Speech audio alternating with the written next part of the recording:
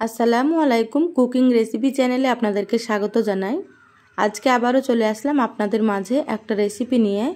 আজ আপনাদেরকে বানিয়ে দেখাবো ফুলকপির পকোড়া। দেখুন পকোড়াগুলো কত সুন্দর হয়েছে দেখতে, আর খেতে কিন্তু খুবই সুন্দর হয়। তো আপনারা স্কিপ করবেন না, আমি কিভাবে পকোড়াগুলো বানিয়েছি সেটা দেখে নেবেন। আপনারাও খুব সহজে এটা বানিয়ে নেবেন, খেতে ভীষণ ভালো লাগে। আশা করছি আপনাদেরকে রেসিপিটা ভালো লাগবে। চলুন রেসিপিটা শুরু করি। এখানে দেখুন আমি ফুলকপি নিয়েছি, তো একটা ফুলকপির আমি অর্ধেকটা নিয়েছি। আর ফুলকপিগুলো এইভাবে করে কেটে নিয়েছি। যেগুলো একটু বড় ফুল ছিল সেগুলো দু টুকরো করে নিয়েছি, আর যেগুলো ছোট ছোট সেগুলো গোটা রেখেছি। আপনারা দেখে হয়তো বুঝতে পারছেন। ফুলকপিগুলো খুব ভালোভাবে ধুয়ে পরিষ্কার করে নিয়েছি। এবার গ্যাস অন করে কড়াই দিয়ে দিলাম। এবার এখানে আমি ফুলকপিগুলো দিয়ে দিলাম। 1 কাপ পরিমাণে পানি দিয়ে দিলাম, আর দিয়ে দিলাম এখানে হাফ চামচ লবণ। লবণটা নাড়াচাড়া করে মিশিয়ে নিচ্ছি।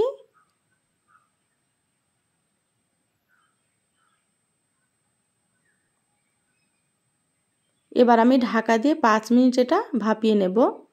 খুব বেশিক্ষণ রাখা যাবে না, 5 মিনিট করে নিতে হবে, না হলে কিন্তু খুব বেশি সেদ্ধ হয়ে যাবে। দেখুন 5 মিনিট পর আমি ফিরে আসলাম, আর ফুলকপিগুলো হয়ে গিয়েছে। এবার আমি তুলে নিচ্ছি। আপনারা দেখে হয়তো বুঝতে পারছেন কালারটা চেঞ্জ হয়ে গিয়েছে। এইভাবে করে আপনারা করে নেবেন, আর পানিটা এভাবে ঝরিয়ে নেবেন। তো ফুলকপিগুলো আমি একটা বোলে নিয়ে নিয়েছি, তো গরম আছে, ঠান্ডা করে নেব। দেখুন ফুলকপিগুলো ঠান্ডা হয়ে গিয়েছে। এবার এখানে নিয়েছি আমি ধনিয়া পাতা কুচি, একটা পেঁয়াজ কুচি, আর 3টে নিয়েছি কাঁচা লঙ্কা কুচি। এবার সবগুলো দিয়ে দিচ্ছি। এইভাবে পাকোড়া বানালে কিন্তু খেতে ভীষণই ভালো লাগে। অনেকেই হয়তো বানান অন্যরকমভাবে, তো আপনারা এইভাবে একবার বানিয়ে দেখবেন। দিয়ে দিলাম স্বাদ মতো লবণ। লবণটা এখানে বুঝে দিতে হবে, কারণ ফুলকপি সেদ্ধ করার সময় আমি লবণ দিয়েছিলাম, তো সেটা বুঝে কিন্তু দিয়ে দিতে হবে। দিয়ে দিলাম হাফ চামচ হলুদ গুঁড়ো, আর হাফ চামচ আমি দিয়ে দিলাম এখানে জিরে গুঁড়ো। হাফ চামচের থেকে একটু বেশি দিয়ে দিলাম আমি লঙ্কার গুঁড়ো। তো ঝাল আপনারা আপনাদের পছন্দ মতো এখানে দিয়ে দেবেন। আর 1 চামচ আমি দিয়ে দিচ্ছি ম্যাগি মশলা। এই ম্যাগি মশলা দিলে টেস্টটা কিন্তু বেশি ভালো হবে, আপনারাও দেওয়ার চেষ্টা করবেন। 1 চামচ দিয়ে দিলাম গ্রেট করা আদা, আর 1 চামচ দিয়ে দিচ্ছি গ্রেট করা রসুন। আপনারা চাইলে আদা রসুন বাটাও দিতে পারেন। এবার এখানে দেখুন আমি একটা ডিম নিয়েছি, ডিমটা ভেঙে দিয়ে দিলাম। এবার আমি এখানে দিয়ে দিচ্ছি 2 চামচ ময়দা। তো আপনারা ময়দার পরিবর্তে এখানে কর্নফ্লাওয়ারও দিতে পারেন। তো প্রথমে আমি 2 চামচ দিয়ে দিলাম, পরে যদি আবারও লাগে সেটাও আপনাদেরকে আমি দেখিয়ে দেব। এবার আমি মিশিয়ে নিচ্ছি খুব ভালোভাবে। হালকা হাতে কিন্তু এটা মাখিয়ে নিতে হবে। দেখুন খুব চাপ দিয়ে মাখালে কিন্তু ফুলকপিগুলো ভেঙে যাবে। তো দেখুন আমি কিভাবে করে নিচ্ছি।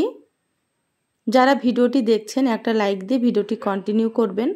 আপনাদের একটা লাইক পরবর্তী ভিডিও বানাতে আমাকে অনেক উৎসাহ জাগায়।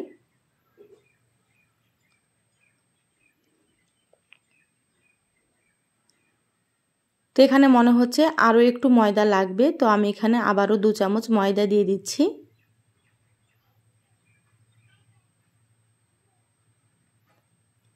আর এখানে আমি দিয়ে দিচ্ছি 1 চামচ মতো পানি। এখানে খুব বেশি পানি দেওয়া যাবে না, 1 চামচ দিয়ে দিলে হয়ে যাবে। আবারও হাত দিয়ে খুব ভালোভাবে আমি মেখে নিচ্ছি।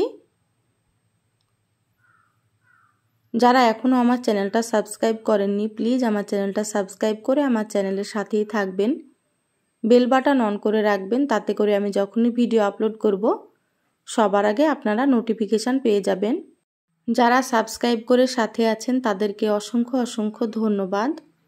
দেখুন খুব ভালোভাবে আমি মেখে নিয়েছি, সাইডে রেখে দিলাম। এবার গ্যাস অন করে কড়াই দিয়ে দিলাম, দিয়ে দিচ্ছি তেল।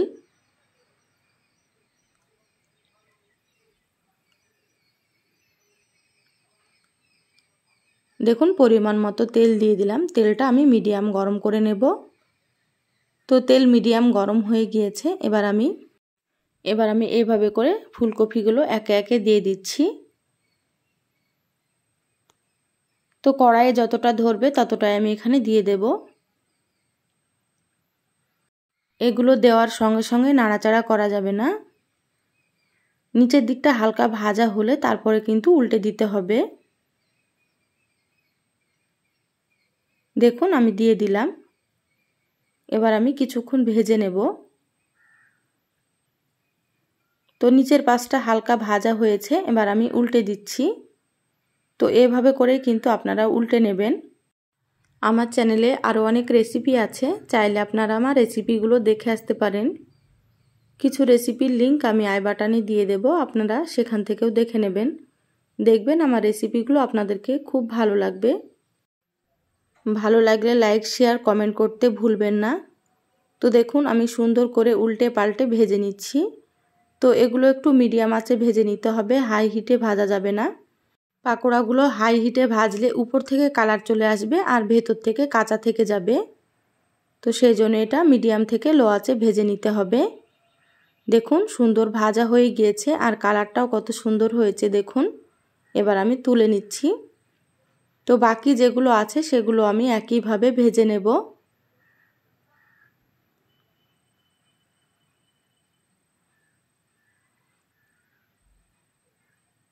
আমি সবসময় আপনাদেরকে ঘরে থাকা উপকরণ দিয়ে রেসিপিগুলো দেখাই, কেমন লাগে অবশ্যই জানাবেন।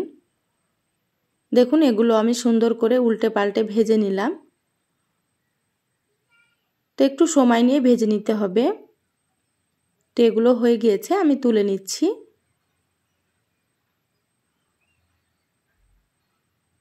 দেখুন সবগুলো পাকোড়া আমার ভাজা হয়ে গিয়েছে আর দেখতে কতটা লোভনীয় হয়েছে দেখুন। খেতে কিন্তু ভীষণ ভালো লাগে।